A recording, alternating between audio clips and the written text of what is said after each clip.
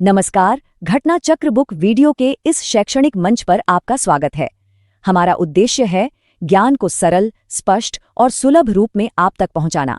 आइए आरंभ करते हैं अध्ययन और सफलता की। तो क्या एक डिप्लोमैटिक मूव, एक कूटनीतिक फैसला अफ्रीका के नक्शे को हमेशा के लिए बदल सकता है? जी हाँ, सवाल यही है।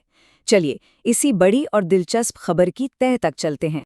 तारीख है 26 दिसंबर 2025।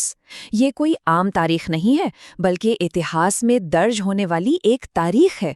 सोचिए, पूरे 34 साल एक लंबे मुश्किल इंतजार के बाद आखिरकार एक देश को एक यूएन मेंबर देश से मान्यता मिल ही गई।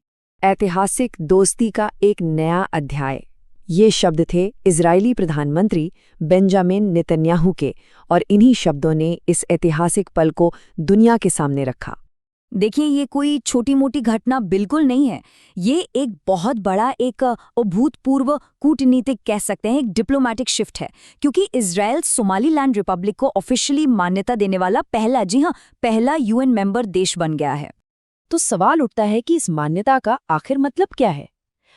इस जॉइंट डिक्लेरेशन के मुताबिक दोनों देश फुल डिप्लोमैटिक रिलेशन बनाएंगे, एम्बेसडर्स एक्सचेंज होंगे और हरगेसा और इजराइल दोनों जगह एम्बेसी भी खोली जाएंगी। और यहाँ एक और दिलचस्प बात है, ये जो पूरा एग्रीमेंट है ये 2020 के अब्राहम अकॉर्ड से इंस्पायर्ड है। याद है ना, वही अकॉर्ड्स जिसने इजराइल और कई अरब देशों के बीच रिश्ते नॉर्मल किए थे। और अब सोमालीलैंड भी उसी फ्रेमवर्क का हिस्सा बनने जा रहा है। लेकिन सबसे बड़ा सवाल तो मन में यही आता है कि आखिर अभी क्यों, मतलब 34 साल बाद अचानक ऐसा क्या हुआ? इस फैसले के पीछे की स्ट्रैटेजी क्या है और सोमालीलैंड की दशकों पुरानी कहानी क्या है, इसे समझना बहुत जरूरी है। देखिए, सोमालीलैंड का अपनी आज़ादी का दावा कोई नया नहीं है। कहानी शुरू होती है 1960 में, जब उसे ब्रिटेन से आज़ादी मिली। और तो और उस वक्त इजराइल समेत 35 देशों में उसे मान्यता भी दी थी। लेकिन फिर सिर्फ 5 दिन बाद एक बड़ा मोड़ आया। उसने सोमाली रिपब्लिक बनाने के लिए इटालियन सोमालीलैंड के साथ हाथ मिला लिया। कहानी फिर बदलती है 1991 में, जब सोमालिया की सरकार गिर गई और ईसाक समुदाय का एक भयानक नरसंहार हुआ। उसी उथल-पुथल के बीच सोमालीलैंड ने अपनी आज़ादी का दावा फिर से कर दिया। और 1991 के बाद से जो हुआ वो वाकई में हैरान करने वाला है। दोनों के रास्ते एकदम अलग हो गए। एक तरफ था सोमालीलैंड, जहां एक स्टेबल फंक्शनिंग डेमोक्रेसी बनी, रेगुलर इलेक्शन हुए, यहाँ तक कि उनकी अपनी करेंसी, अपनी आर्मी और अपना पासपोर्ट भी है। और वहीं दूसरी तरफ सोमालिया, जो दशकों तक सिविल वॉर, अस्थिरता और केओस में डूबा रहा और पूरी तरह से इंटरनेशनल मदद पर निर्भर हो गया। तो अब आते हैं इजराइल के एंगल पर। उसके लिए इसमें क्या है? जवाब एक शब्द में है, लोकेशन। सब कुछ लोकेशन का खेल है।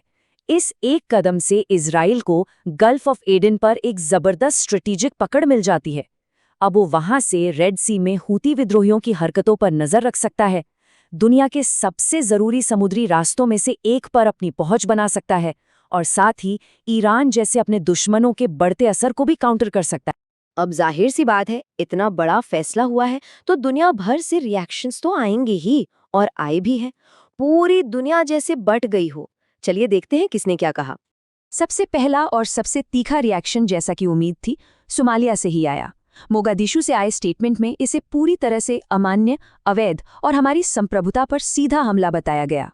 और हाँ, सोमालिया इस विरोध में अकेला बिल्कुल नहीं है। दुनिया की बड़ी ताकतें अमेरिका, यूके, चीन, सब के सब सोमालिया की टेरिटोरियल इंटेग्रिटी यानी कि उसकी सीमाओं की अखंडता की बात कर रहे हैं और इस कदम का विरोध कर रहे हैं। अफ्रीकन यूनियन और अरब लीग ने भी इसकी कड़ी निंदा की है। हाँ, पड़ोसियों का रुख थोड़ा मिला जुला है। इथियोपिया ने इसका संभालकर स्वागत किया है, क्योंकि उसके अपने पोर्ट डील के हित हैं। वहीं जिबूती को डर है कि कहीं इस पूरे इलाके में अस्थिरता और न बढ़ जाए। मतलब विरोध का एक पूरा कोरस तैयार हो गया है। 21 मुस्लिम बहुल देशों ने एक साथ मिलकर इसकी निंदा की है। अफ्रीकन यूनियन इसे पूरे कॉन्टिनेंट के लिए गंभीर खतरा बता रहा है। और जो ईस्ट अफ्रीकन ब्लॉक है, IGAD, उसने भी इस एक तरफा कदम को सिरे से खारिज कर दिया है। तो चलिए अब थोड़ा जूम आउट करते हैं और इस पूरे मामले के पीछे के बड़े जियोपॉलिटिकल खेल को समझते हैं, क्योंकि ये कहानी सिर्फ बॉर्डर्स की नहीं है। ये कहानी है ट्रेड, सिक्योरिटी और पावर की। हम बात कर रहे हैं हॉर्न ऑफ अफ्रीका की। ये वो जगह है जहां रेड सी और इंडियन ओशन मिलते हैं। और जब बात जियोपॉलिटिक्स की हो तो यकीन मानिए भूगोल यानी ज्योग्राफी ही सब कुछ होता है। यहीं से दुनिया के कुछ सबसे बिजी शिपिंग रूट्स गुजरते हैं और इसी वजह से ये जगह स्ट्रेटेजिकली इतनी ज़्यादा ज़रूरी है। और ये पूरा मामला हमें इंटरनेशनल लॉ की एक बहुत ही फंडामेंटल पहेली के सामने लाकर खड़ा कर देता है। ये पहेली है सेल्फ डिटर्मिनेशन बनाम टेरिटोरियल इंटेग्रिटी की। मतलब एक तरफ तो है लोगों का खुद पर राज करने का अधिकार और दूसरी तरफ है किसी देश की मौजूदा मान्यता प्राप्त सीमाओं को बचाने का इंटरनेशनल सिद्धांत। सोमालीलैंड का केस ठीक इसी पहेली के बीच में फंसा हुआ है। तो एक नई मिसाल तो कायम हो चुकी है, लेकिन आगे क्या होगा? भविष्य की कहानी अभी लिखी जानी बाकी है और इसके नतीजे क्या होंगे ये फिलहाल कोई नहीं कह सकता। तो आगे क्या? खैर, हो सकता है कि यूएन सिक्योरिटी काउंसिल में एक जोरदार बहस छिड़ जाए। इस पूरे रीजन में टेंशन और भी बढ़ सकती है।